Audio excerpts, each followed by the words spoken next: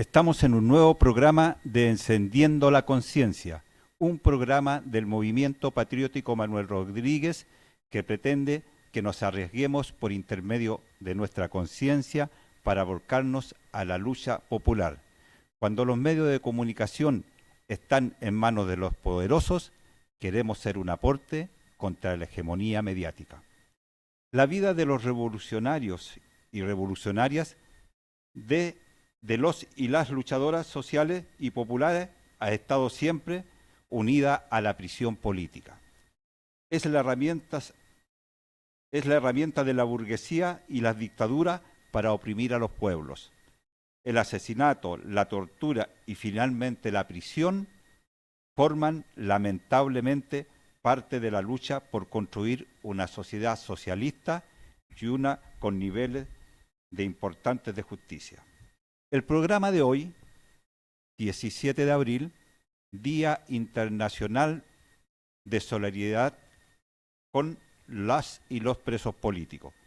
Queremos hablar de ellos y ellas, hermanas que actualmente tienen que asumir las formas de represión que conlleva encarcelamiento. Vamos a tratar de ponerle rostros y con esos rostros extender a todos y todas las resistentes de las prisiones. نؤكد باسم القوى الوطنية والإسلامية بأننا ونعلم أن شعبنا سئم هذا الكلام، ولكننا نقول بأننا أبناء شعبنا وإننا على موعد مع الحرين وقضيتهم جميعا. صباح الخير يا من حملتم اليوم في صدوركم ورفعتم عاليا بقبضاتكم. Bueno, el video que acabamos de reproducir es algo realmente que nos impresiona. Es un acto, una manifestación que se desarrolló ayer a propósito del Día Internacional de la Solidaridad con los presos y las presas políticas en Gaza. Nos parece de una fortaleza impresionante que a pesar de todas las condiciones adversas, este pueblo se levante y se manifieste. Crímenes de guerra, terrorismo de Estado, crímenes de lesa humanidad y genocidio.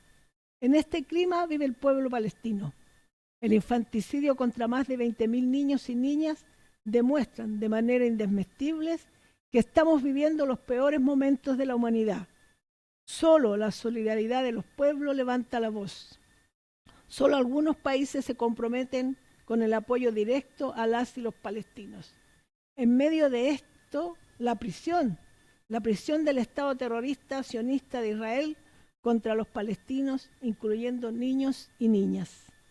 Más de 10.000 palestinos y palestinas encarcelados en la Palestina ocupada. 72 mujeres, 350 niños, 4 niñas. Todos y todas sometidos a durísimas y crueles condiciones carcelarias, aislamiento, tortura, abusos sexuales, privado de todos los derechos establecidos por los organismos internacionales en materia de derechos humanos, en relación a las condiciones que se deben respetar a los presos políticos. Y lo último, lo más aberrante, la criminal nueva ley de los genocidas. Ley que permite la aplicación de la pena de muerte por ahorcamiento a los presos políticos palestinos y palestinas.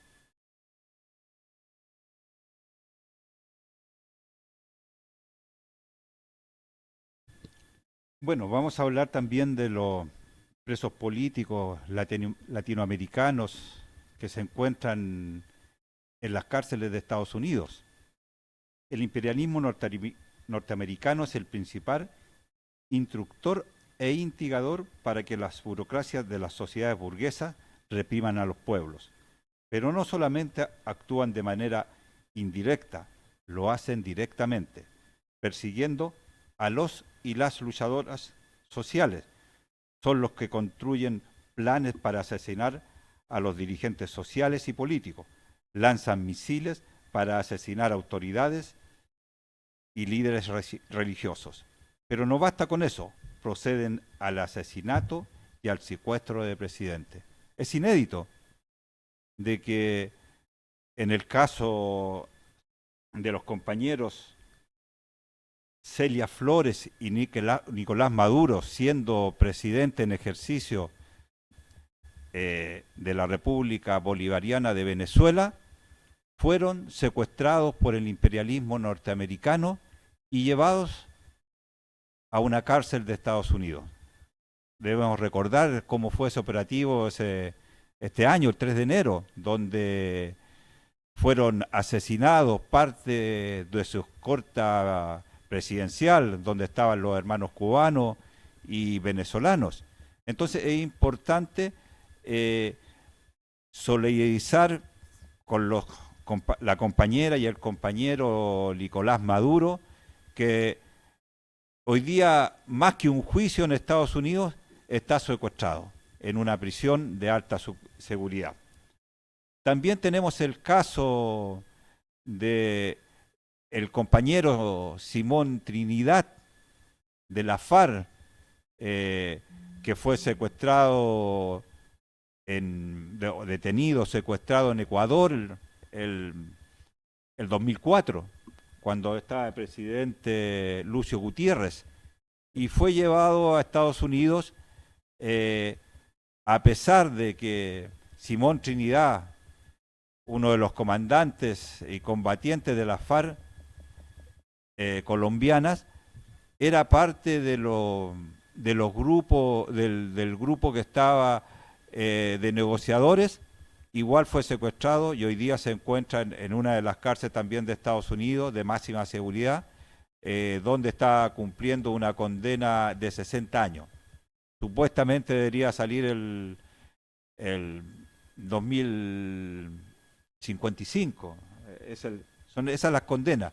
Y desde acá los revolucionarios, desde Chile, desde este espacio y de este programa Encendiendo la Conciencia, estamos bogando por su liberación.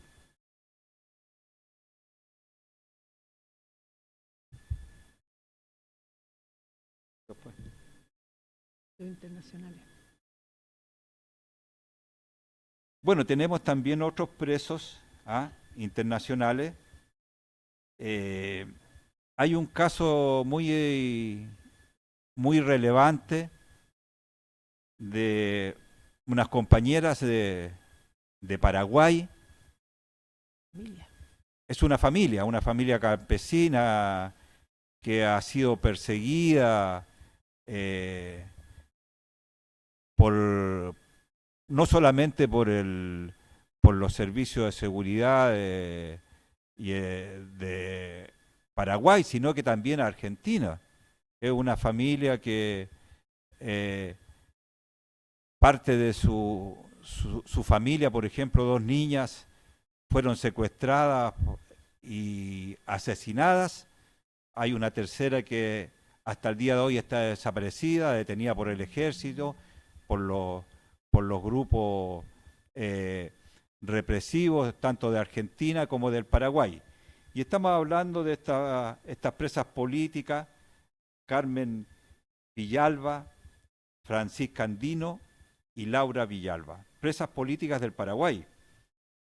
El 12 de octubre de 2024, las mencionadas prisioneras fueron trasladadas a la cárcel de máxima seguridad de Minga, Guazú, en operativos realizados en horas de la madrugada, sin notificación previa ni garantías procesales, encapuchadas y esposadas. Desde entonces están siendo sometidas a condiciones inhumanas, que incluyen aislamiento extremo, alimentos escasos en cantidad y calidad, falta de higiene y la imposibilidad de mantener contacto adecuado con sus abogados y familiares. En el caso de Carmen Villalba, su situación reviste mayor gravedad, porque ella tenía que haber quedado en libertad el 26 de julio del 2021 y hasta el día de hoy se mantiene en prisión. Ya estamos hablando de ¿cuántos? 5 años. 5 años que se mantiene en prisión. A principios de marzo, la salud de Carmen Villalba se encuentra seriamente deteriorada. En todo momento ha sido denegada la atención médica. Particularmente preocupante es la situación de Francisca Andino, otra de las presas políticas de 65 años, quien padece problemas de salud crónico como artrosis, diabetes e hipertensión, además de dificultades para movilizarse. El 2024, Laura Villalba, otra de las presas, fue condenada a 25 años de pena privativa de libertad, más 6 años de medidas de seguridad. En total, Carmen Villalba lleva 23 años presa. Laura Villalba lleva 6 años en prisión y está condenada a 25. Y la otra compañera, Francisca Andino, lleva casi 22 años presa. Esto es la situación de las presas políticas del Paraguay, que es poco conocida, y nosotros como revolucionarios tenemos el deber de bregar por su libertad y ser parte en este Día Internacional de solidaridad con los presos y las presas políticas, bogar por su liberación. También tenemos otro preso político, al otro lado del continente, en España, un rapero, hip hopero, que es Paulo Harsel, rapero español. Fue encarcelado el 16 de febrero del 2021. Y es increíble porque él fue condenado por su música, por sus tweets en contra de la corona española. Ese es su delito, por lo cual fue condenado. Fue sacado de la universidad donde estudiaba y fue llevado a prisión y condenado. En definitiva, España hoy día es uno de los países en los cuales se persigue a los luchadores sociales, a los artistas, y también solidarizamos con el compañero Paulo Hansel. En Chile ha existido y seguirá existiendo lamentablemente la prisión política. El Estado de Chile obviamente nunca ha reconocido a los presos políticos ni a las presas políticas en ningún periodo de la historia. Tenemos una larga historia de prisión política, pero bueno, el programa no podemos extendernos a toda la historia. Obviamente hemos hecho otro programa donde sí hablamos un poco de la historia y la prisión política en nuestro país, pero ahora estamos centrados en la actualidad. En Chile existen los presos, seguramente ustedes habrán escuchado, los presos subversivos de larga data. Queremos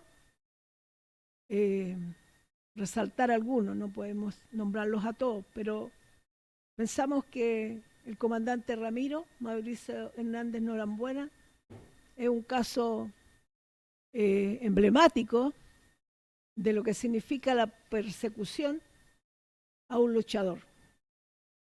Mauricio fue detenido en 1993 en Chile, estuvo 3 años preso y, bueno, fue rescatado en la espectacular fuga que seguramente todos recordamos del helicóptero de la penitenciaría.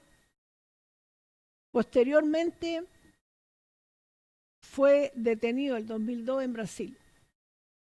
Ahí fue condenado a 2 cadenas de 15 años. Sumaban 30 años. Fue condenado por los tribunales brasileños. El 2019 se logra traerlo a Chile, donde sí el Estado de Chile, a través de los persecutores de los poderes judicial, se tuvieron, digamos, que comprometer, porque así fue la condicionante que puso el Estado brasileño, de que debía pasar mínimo 26 años preso en Chile, antes de su liberación. Bueno, el Mauricio lleva 27 años preso. Los 3 años más los 24 que ya cumplió entre Brasil y acá. Debe cumplir aún, según la determinación, 20 años más. Él tiene 68 años. Por tanto, estamos hablando de una cárcel de por vida, condenado a cárcel de por vida. Ni siquiera a una cadena perpetua, porque las cadenas perpetuas tienen condicionantes, digamos, de posibilidades de salir antes, según la disciplina o según la actitud, según el comportamiento del reo, de la rea. Bueno, dentro de toda la situación que ha afectado a Mauricio, son las constantes violaciones a sus derechos también como preso político. El Estado brasileño fue condenado el año pasado, en enero de este año salió la condena. El Estado brasileño fue condenado por justamente las violaciones sistemáticas a sus derechos como prisionero que se le fueron aplicadas, como aislamientos severos. Y bueno, el Estado, esta resolución fue de la Corte Interamericana de Derechos Humanos, que condenó y que hay una serie de medidas que deberá tomar el Estado brasileño que lamentablemente no tienen ninguna relación con la posibilidad de libertad. Bueno, es el caso de Mauricio, que siempre nos tiene que tener lo tenemos que tener muy presente nosotros como rodriguistas y tratar de comprometernos en las diferentes actividades que se hacen por su exigencia de libertad. Tenemos presos también anarquistas, así se denominan, los denominamos, ellos se autodenominan presos anarquistas, como el caso de la compañera Mónica Caballero Sepúlveda, que ha sido condenada a 12 años, está cumpliendo condena aquí en Santiago, en la cárcel de San Joaquín. Y bueno, y aquí tenemos un nuevo caso también de persecución aberrante, como el compañero Francisco Solar, que estuvo 5 años en un régimen de aislamiento severo y que debe cumplir una condena de 86 años. Francisco recién el año pasado salió, a fines del 25, logró tener una nueva situación de forma de reclusión, donde hoy día se encuentra preso cumpliendo esa extremadamente larga condena en Rancagua, en la cárcel La Gonzalina, donde también hay otros presos políticos llamados subversivos y de larga data. Recientemente, después del 2019 también, están los presos de la revuelta, que seguramente todos, como es una situación cercana y que tuvo por los medios de comunicación, digamos, de la burguesía, fueron ampliamente divulgadas,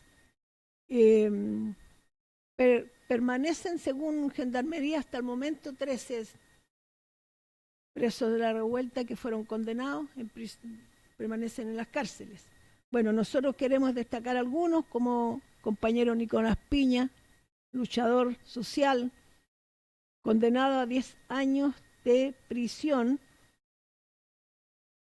por montaje de los pacos, de los inframarcha, que fueron pacos de civil que se metían, digamos, en las manifestaciones, que se siguen metiendo, para justamente asusar y después ser ellos mismos los testigos. O sea, son juez. La mayoría de los casos, casi todas las condenas de los presos políticos de la revuelta, fueron en base a los testimonios de los mismos pacos que son los testigos,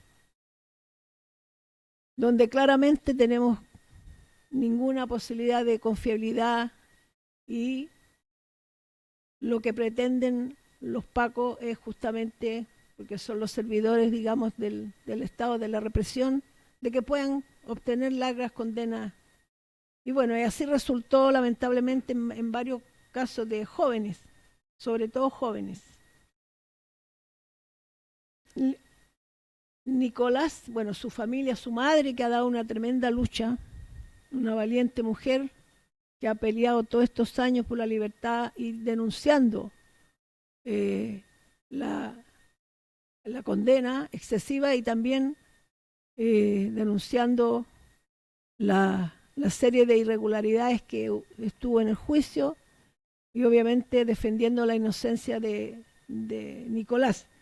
Se está realizando en estos momentos, en estos días, una lucatón, que es lo que le llamamos, para reunir fondos, porque esta es una situación muy compleja lo que deben pasar las familias cuando tienen a un preso, los compañeros, las familias, los compañeros presos y presas, que efectivamente los gastos son bastante complejos porque se tienen que llevar las encomiendas que le llamamos, donde la idea que se persigue es que dentro de la prisión los presos políticos puedan tener las mejores condiciones y entre ellos la alimentación, que es muy importante que puedan mantener una buena alimentación.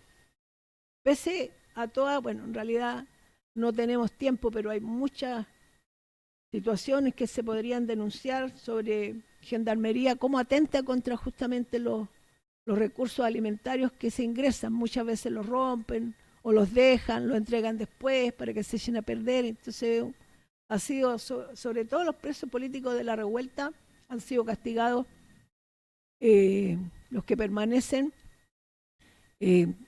doblemente que un preso, digamos, social, como llamamos. Bueno, después está el caso de David Jara. David Jara es un poblador de La Bonilla de Antofagasta, tenía 18 años cuando fue detenido, participaba en una protesta contra el Día del Paco, participaba en una manifestación obviamente de repudio a la represión de carabineros, cercano a una subcomisaría. Posteriormente, en mayo, esto fue el 27 de abril del 2021, posteriormente fue detenido y sobre él cae todo el rigor, la injusticia y todo el rigor del Estado contra un joven poblador que no estuvo nunca presente cuando David era pequeño, de una familia vulnerable, una familia segregada, con muchas situaciones de pobreza. El Estado ahí estuvo completamente ausente. No obstante, para someterlo, criminalizarlo y condenarlo a una terrible condena de 12 años, donde más de 33 pacos, o sea, toda la comisaría, fueron como los acusadores, los testigos contra un joven de 18 años. Ninguna proporcionalidad, obviamente, un joven que participaba en una protesta, que independientemente si lanzó la molotov o no la lanzó a la reja o a la comisaría, resulta ser acusado de homicidio frustrado contra carabineros. Claramente sabemos que no hay, detrás de la protesta, detrás del lanzamiento de una molotov, no hay nunca el ánimo de asesinar a un paco. Pero bueno, así lo quiso el persecutor, el fiscal regional, los abogados del Ministerio del Interior, en el gobierno de Boric, fueron los persecutores y logran, lamentablemente, estos 12 años de prisión contra 8 años por homicidio frustrado y 4 años más por el lanzamiento, digamos, de bomba molotov. David está preso en la cárcel Nudo Uribe, que queda lejos de arriba, digamos, de Antofagasta. Su hijita, su compañera estaba embarazada, su hija nació cuando el papá estaba preso. Bueno, y ahí tratan de seguir, Yaritza, la compañera de David, trata de seguir apoyando y llevándole a su hijita y acompañándolo en esta terrible condena que obviamente trunca su vida. Está el caso también de Daniel Busto, acusado de incendio del Metro San Pablo, también condenado a 12 años, donde yo siempre pienso, bueno, nosotros pensamos que como que eligieron a uno y tiraron el poder, digamos, el castigo del Estado, porque sabemos que fueron muchos, fuimos muchos los que participamos en los primeros días y posteriormente a la revuelta. Y fue un pueblo completamente con una tremenda rabia por sufrir la desigualdad, las distintas penurias, la violencia estatal. Y frente a eso reaccionamos, y frente a eso reaccionaron muchos jóvenes, muchas muchachas, en las diferentes protestas donde se usó la fuerza. Obviamente usamos la fuerza, porque la fuerza no debe ser privativa del Estado, ni de los aparatos de seguridad. Nosotros también tenemos derecho a defendernos de este brutal capitalismo y usar la fuerza. Bueno, Daniel Busto fue condenado a 12 años por el incendio, o sea, radica en un muchacho joven, todo el peso, digamos, de lo que quizás cientos de alguna forma participamos. No digo en ese, porque sabemos también, tenemos claro quiénes incendiaron el metro, ¿cierto? Eso lo tenemos claro. De la misma forma, Gerardo Leal, que fue condenado el año pasado, el 24, a 10 años, acusado del incendio de la iglesia de los Pacos. Lo mismo, sabemos que la iglesia de los Pacos es muy probable, no sé, pero supongo que fue incendiada por muchas personas, o a lo mejor no, a lo mejor fueron los mismos Pacos, pero recae en un joven. El peso, digamos, de ese ahí es condenado a 10 años de prisión. Benjamín Espinosa, que primero le fue un joven poblador de Pudahuel, que fue condenado en primera instancia, fue absuelto y nuevamente el 2024, el 2023 nuevamente se abrió un nuevo juicio, porque también pasó eso en el gobierno de Boric. Habían quedado muchos jóvenes que habían sido imputados, habían quedado en libertad. Y el gobierno de Boric se encargó a través de los abogados del Ministerio del Interior en reabrir causa y obviamente subir el nivel probatorio, que finalmente son los testigos, los pacos, y lograron condenar a varios jóvenes que ya habían quedado libres. Es el caso de Benjamín Espinosa, que está condenado a 6 años y está preso en la penitenciaría. Bueno, después también queremos hablar de algunos de los que conocemos la situación. Recordamos el 2024 a las detenciones en Villa Francia, el caso 6 de julio, donde fueron detenidos alrededor de 12 jóvenes, muchachas y muchachos, algunos como el periodista Garay, mayor. Bueno, de ahí en este momento está condenado, hace poco fue condenado Tomás Montenegro Astudillo, tiene 25 años y ha sido condenado a 8 años y 64 días. A Dani, que ha sido condenado a 6 años, y hay otros compañeros también que fueron condenados, que eran de Valparaíso, que se encontraban en Villa Francia, que también han sido condenados, creo que son 3 a 3 años de prisión.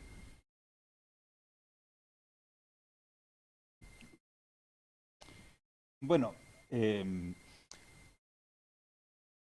un día como hoy, el año 1974, hubo un intercambio de prisioneros en Palestina.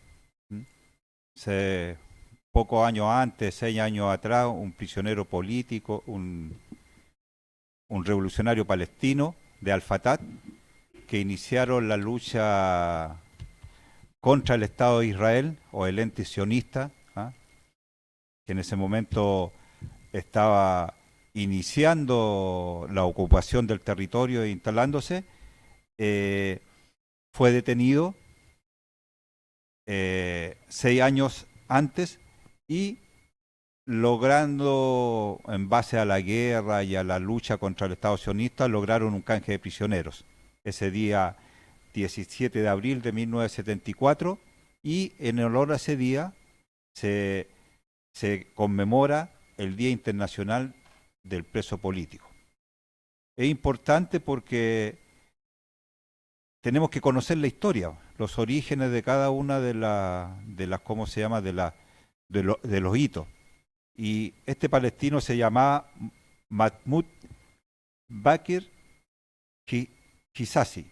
Entonces hoy día estamos en homenaje a él y al pueblo palestino, conmemorando el Día Internacional del Preso Político.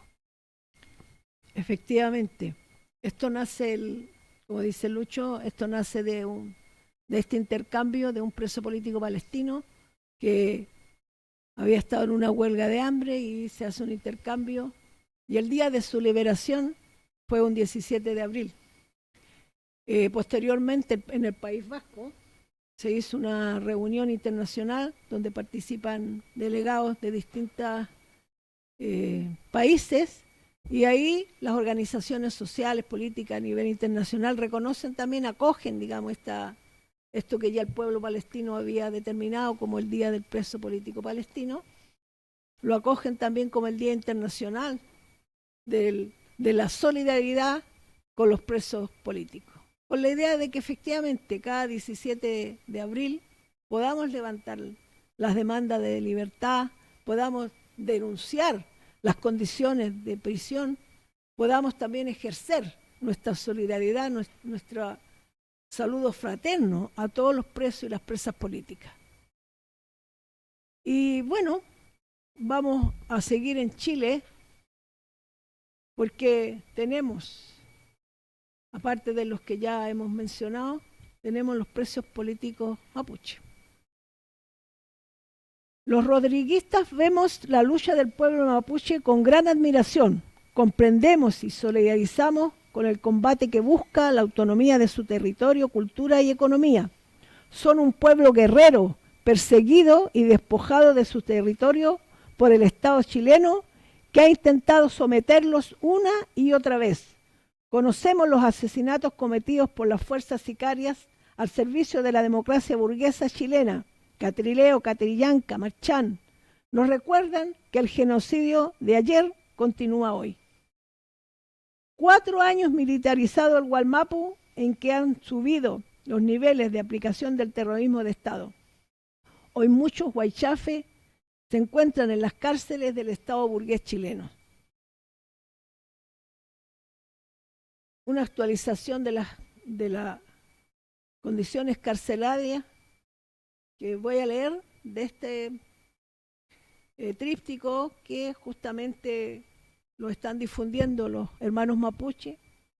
En nuestra sede hace poco estuvo un compañero que solidariza, un mapuche, que trabaja muchísimo en la solidaridad justamente con los presos políticos de su pueblo.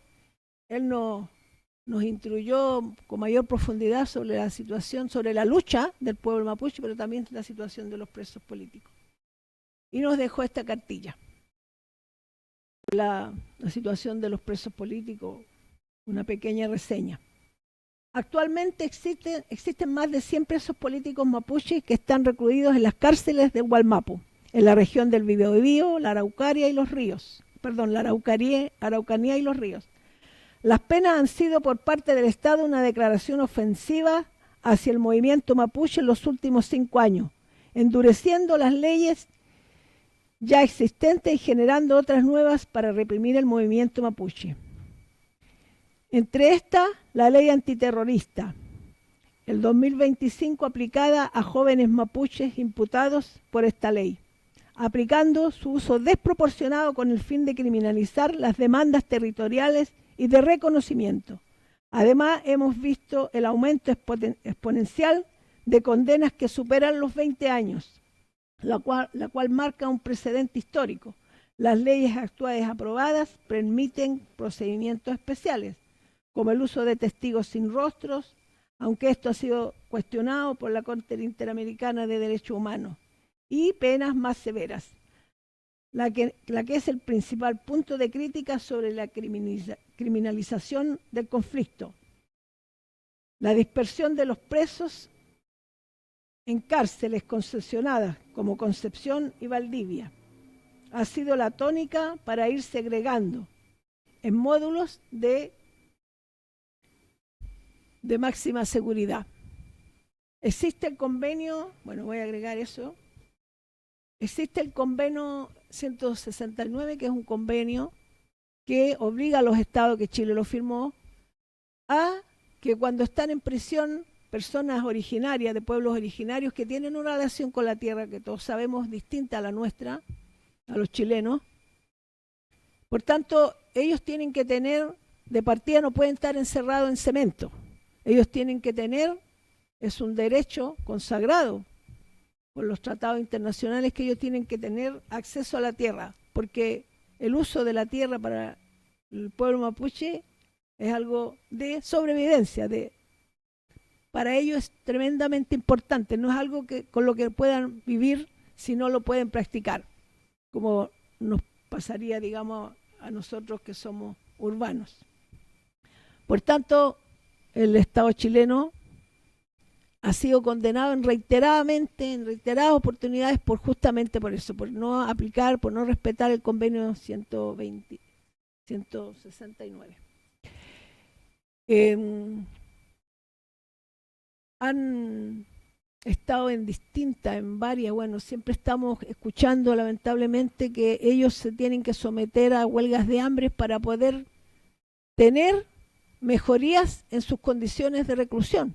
Ni siquiera piden su libertad, sino que piden cambios. Por ejemplo, Héctor Yaitul está preso en Concepción, en la cárcel Biobío, siendo que él es de Temuco y su familia está en Temuco. Entonces, de eso se habla, de la segregación, para finalmente, aparte de la condena, también dañar sus mínimas condiciones, como tener derecho a la visita familiar, o que la familia tenga que incurrir en gastos mayores para poder viajar a ver a su familiar. Bueno, y a propósito de Héctor Yaitul, quiero señalar algunos de todos estos presos, de estos 100 presos políticos que obviamente van moviendo, así como muy poquitos van siendo liberados. También tenemos nuevos jóvenes que están siendo también detenidos constantemente están siendo detenidos, y siempre el Estado va ahí a tratar de hacer lo posible porque puedan obtener condenas. Héctor Yaitul, el líder y vocero histórico de la CAM, que ha sido condenado a 23 años de prisión efectiva, de los cuales, de estos 23 años, 15 son por sus dichos, por su pensamiento, por sus declaraciones. Aberrante. Su hijo, Pelentaro Yaitul, de 22 años, está detenido del 2022. Ahora, en mayo, inicia un juicio junto a 4 jóvenes mapuche que fueron detenidos. Han pasado 3 años. Fue detenido el 2022 y va a empezar ahora el juicio. Según las leyes chilenas, se entiende que una persona no puede estar presa más de 2 años. Tiene que ser condenada o liberada dentro de 2 años. Sin embargo, el Estado chileno se permite ese tipo de aberración, tener 3 años a 4 jóvenes, en este caso, a 4 jóvenes mapuche esperando probarles poder llevar, digamos, un juicio. En este caso también existe la aberración de que ya la Fiscalía, el ente persecutor, está pidiendo 100 años en el caso de Pelentaro Yaitul. Bueno, después también queremos resaltar, porque Héctor Yaitul es detenido, condenado, y el hermano Rafael Pichún acepta, digamos, la vocería de la CAM, que también es detenido en el terminal de Santiago, condenado a 7 años de prisión. Hoy estuvo en Temuco mientras ha sido condenado y ahora se encuentra en la cárcel, cumpliendo condena de 7 años en la cárcel de Algol. También queremos recordar, porque lo conocimos, estuvo aquí Nelson Quepul, un joven mapuche que era de acá de la zona sur, que posteriormente se fue a su tierra de origen, al Gualmapu, y lamentablemente supimos hace unos años que había sido detenido. El 2024 fue condenado a 10 años de presidio. Nelson era el líder de la organización Liberación Nacional Mapuche, era el huerquén de la comunidad Huemal Curín. Hoy día se encuentra detenido en la cárcel de Temuco. Nosotros, bueno, el compañero Lucho quizás puede agregar, porque fuimos invitados como movimiento, como nuestra organización política y como Casa Bolívar, fuimos invitados a una ceremonia que se hizo al interior de la cárcel, donde fuimos invitados y fundamentalmente, bueno, prefiero que Lucho termine justamente contándonos qué es lo que nos piden, porque efectivamente, ¿qué nos piden los hermanos mapuche que están recluidos? ¿Qué nos piden a los hermanos chilenos? ¿Cómo podemos solidarizar con su situación carcelaria? Pero también cómo solidarizamos en la denuncia y también en el apoyo a su lucha, a su justa lucha, que ya lo mencionamos, como los rodriguistas admiramos, respetamos y siempre vamos a apoyar y solidarizar. Bueno, buena.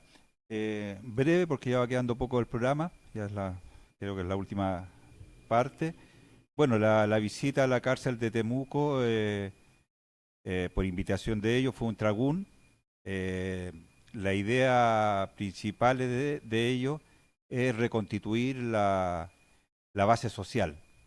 Están bastante aislados del apoyo externo y por lo tanto necesitan, nos pidieron al movimiento y a través de nosotros, a los que hacemos parte de la solidaridad, que podamos ser mucho más activos en el apoyo social a los presos políticos mapuche, y en lo inmediato ellos están trabajando para el próximo 12 de octubre conmemorar ese día ya en Temuco, y que podamos de alguna forma ser parte de ese día acompañándolos los que podamos tal vez asistir o promocionar esa fecha. Bueno, fue un programa Encendiendo la Conciencia, un programa del Movimiento Patriótico Manuel Rodríguez, que pretende que nos arriesguemos por intermedio de nuestra conciencia para volcarnos a la lucha popular. La conciencia debe ser una herramienta de lucha para luchar contra los poderosos en una batalla por la verdad y las ideas justas. Hoy, cuando los medios de comunicación están en manos de los poderosos, queremos ser un aporte contra la hegemonía mediática.